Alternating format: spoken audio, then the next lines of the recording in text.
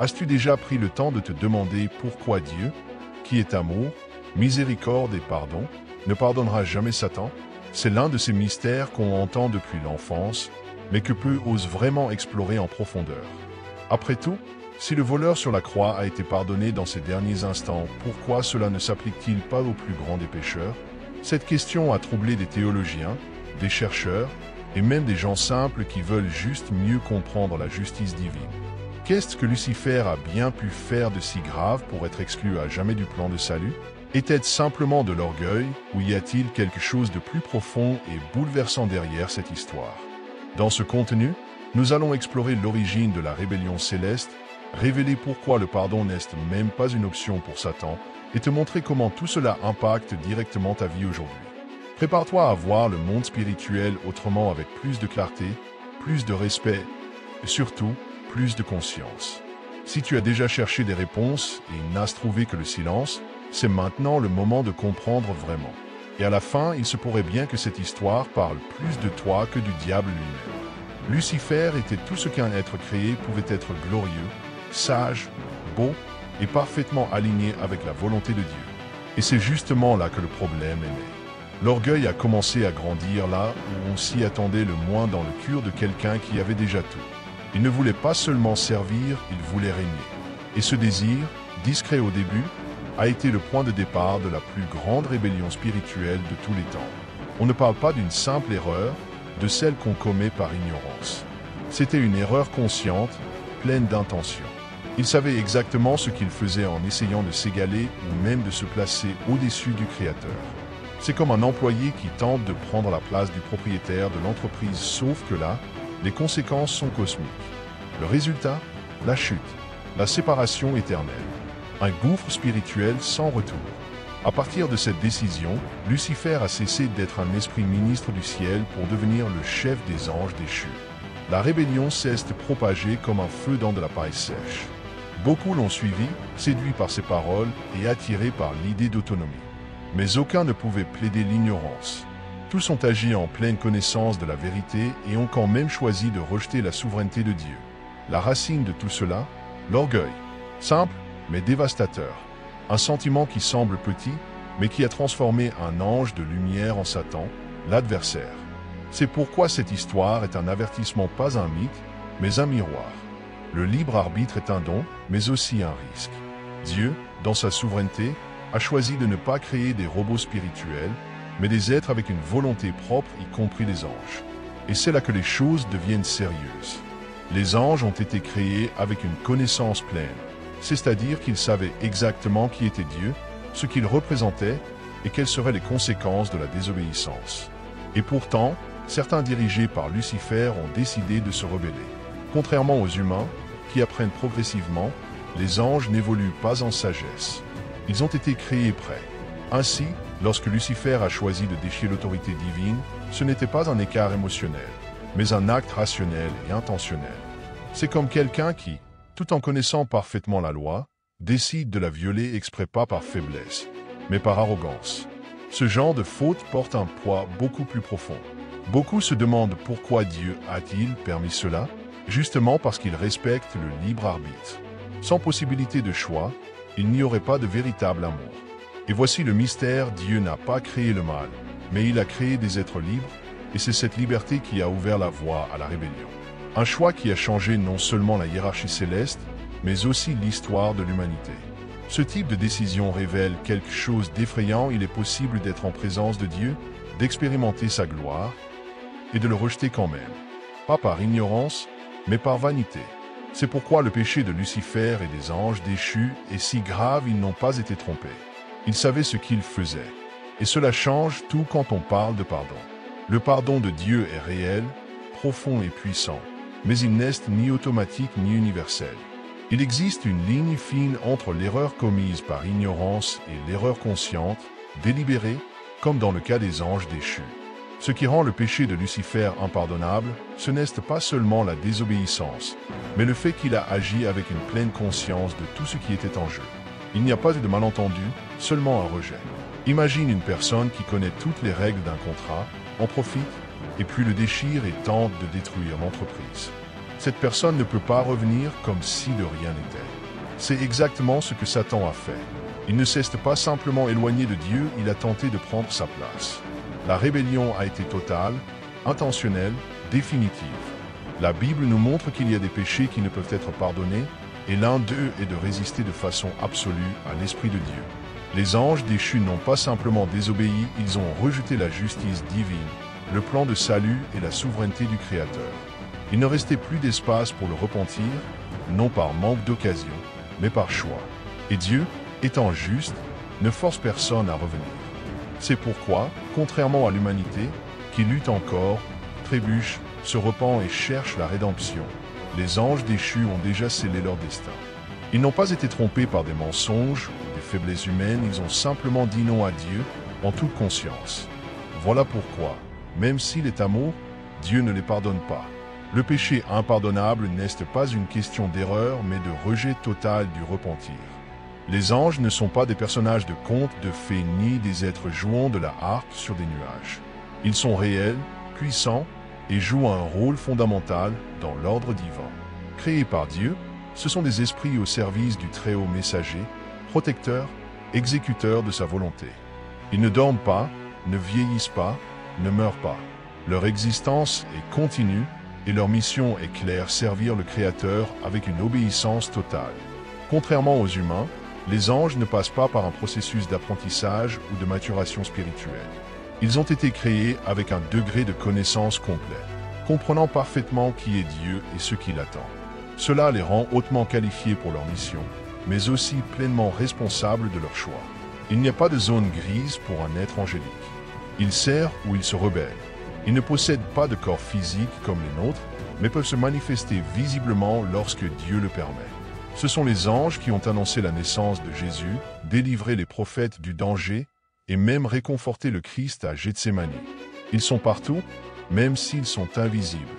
La Bible les décrit comme organisés en hiérarchie avec des archanges, des séraphins et des chérubins, tous ayant des fonctions spécifiques dans le plan céleste. Mais ce qui est le plus troublant, c'est que malgré toute cette gloire, une partie de ces êtres a choisi le chemin opposé.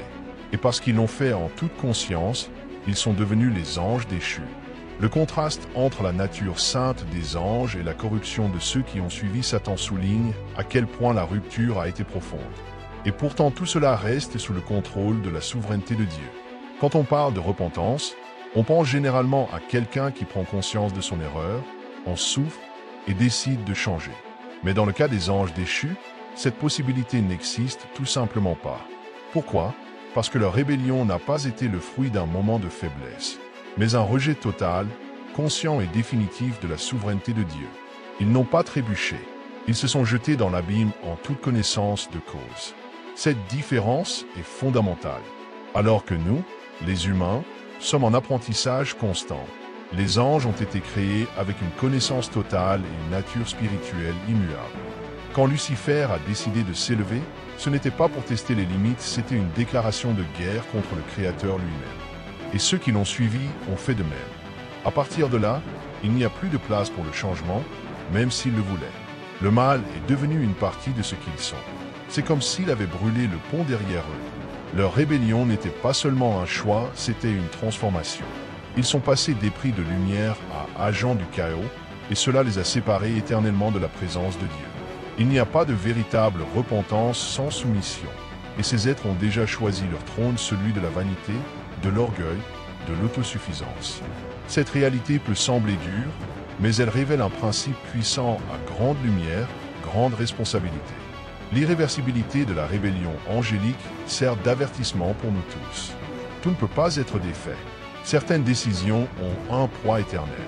C'est pourquoi comprendre la gravité du choix de ces anges nous prépare à réfléchir sur ce qui suit la justice divine. La justice divine n'est pas comme la justice humaine, pleine de failles, de compromis ou d'intérêts cachés. Dieu est juste par essence, et cela signifie que chaque choix reçoit une réponse proportionnée.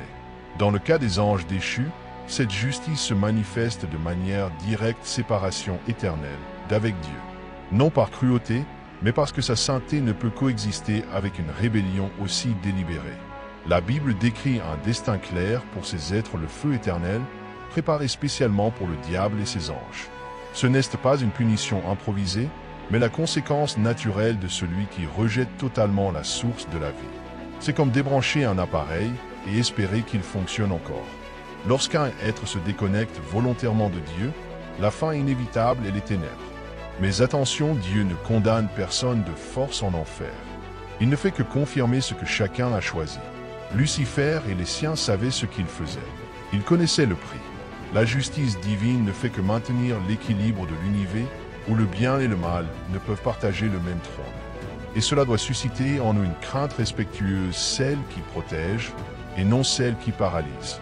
Cela peut sembler dur de voir des anges aussi glorieux condamnés. Mais c'est justement ce qui montre à quel point Dieu prend le libre arbitre au sérieux.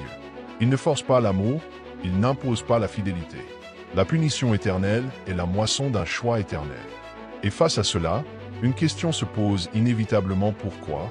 Alors, les humains ont-ils encore une chance de rédemption? Voici la différence qui change: tous les humains peuvent être rachetés, les anges déchus non. Et ce n'est pas parce que Dieu est sélectif ou partial.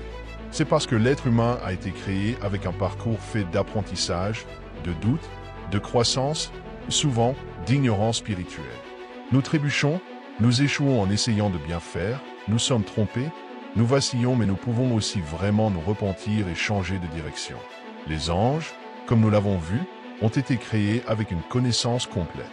Ils ont vu Dieu face à face, participer à sa gloire céleste, étaient littéralement au centre du paradis. Alors quand ils sont tombés, ce fut une rébellion consciente. Ils savaient exactement ce qu'ils faisaient et l'ont fait quand même. C'est pourquoi il n'y a pas de retour, pas de seconde chance, pas de croix qui puisse les racheter. La rédemption est un cadeau que Dieu a offert aux humains par Jésus-Christ. Il s'est fait chair, a souffert comme nous, a vécu parmi nous et a payé un prix inestimable pour ouvrir la porte de la grâce. Aucun ange n'a jamais eu cela. Il n'avait pas besoin d'un sauveur jusqu'à ce qu'ils choisissent de rejeter Dieu lui-même. Et contrairement à nous, ils ne vivent pas un parcours de foi, ils ont vu la réalité spirituelle avec une clarté absolue. C'est pour cela que le plan du salut est si précieux. Il est pour moi et pour toi. C'est une chance de reconstruire, même après être tombé. La justice divine n'annule pas la miséricorde, elle la rend encore plus précieuse. Et si tu as l'impression d'avoir échoué, de t'être éloigné, d'avoir perdu le cap, sache ceci: tant qu'il y a de la vie, il y a de l'espoir. Mais cette fenêtre ne restera pas ouverte pour toujours. Et la prière est l'un des moyens les plus puissants de rester connecté à ce plan de rédemption. Seigneur, face à tant de vérités profondes, nous réalisons à quel point nous savons peu et combien nous dépendons de ta grâce. Merci de nous avoir donné ce que les anges déchus ont rejeté, la possibilité du repentir et de la rédemption. Merci, car même imparfaits, nous avons accès à ta miséricorde par Jésus. Apprends-nous à valoriser cette opportunité comme le trésor qu'elle est. Garde-nous, Père, de tomber dans le même piège que Lucifer, l'orgueil. Que jamais nous ne nous croyions trop grands pour entendre ta voix, ou trop sages pour dépendre de toi. Que notre cœur reste humble, sensible à ta correction. Délivre-nous de l'arrogance déguisée en autosuffisance, et que notre oui pour toi soit quotidien, constant, sincère. Nous te demandons aussi de nous accorder le discernement spirituel. Le monde est rempli de voix, mais nous voulons entendre la tienne. Que nos yeux voient au-delà du naturel, que nos oreilles soient attentives à ton esprit. Que nous puissions reconnaître lorsque nous nous éloignons et revenir avant qu'il ne soit trop tard. Aide-nous à vivre dans la fidélité, même lorsque personne ne nous regarde. Et enfin, Seigneur, que cette réflexion sur le destin de Satan et de ses partisans serve de miroir, pas seulement comme une histoire lointaine. Qu'elle suscite une crainte, oui, mais aussi de l'amour et de la responsabilité. Car tant que nous sommes ici, nous avons la chance de choisir la lumière. Et ce choix change tout. As-tu déjà réfléchi à la valeur d'une seconde chance? Tandis que les anges déchus ont scellé leur destin dans un seul choix, nous recevons, chaque jour, une nouvelle opportunité de dire oui à Dieu. Et ce n'est pas rien. C'est la preuve vivante que le plan du salut a été conçu sur mesure pour des cœurs imparfaits, mais disposés à changer. Alors, la question est: que vas-tu faire de cette opportunité? Vas-tu laisser passer un jour de plus comme si de rien n'était? Ou vas-tu choisir de vivre avec plus de conscience, plus d'engagement, plus de révérence? Car savoir tout cela et ne pas agir, c'est comme regarder dans l'abîme et y plonger comme si de rien n'était. Y a-t-il quelque chose dans ta vie que tu dois déposer devant Dieu aujourd'hui? Une décision, une demande de pardon, un abandon que tu repousses. N'attends pas le bon moment, car le bon moment, c'est maintenant. Et même si tu penses être trop loin, souviens-toi tant qu'il y a de la vie, il y a encore une chance. N'attends pas d'atteindre le point de non-retour. Si ce message t'a parlé, abonne-toi à la chaîne, active les notifications et partage-le avec quelqu'un qui a besoin de l'entendre. Ici, on ne se contente pas d'informer, on confronte, on transforme et on partage la vérité. Et ce n'est que le début. Il y a encore beaucoup à venir.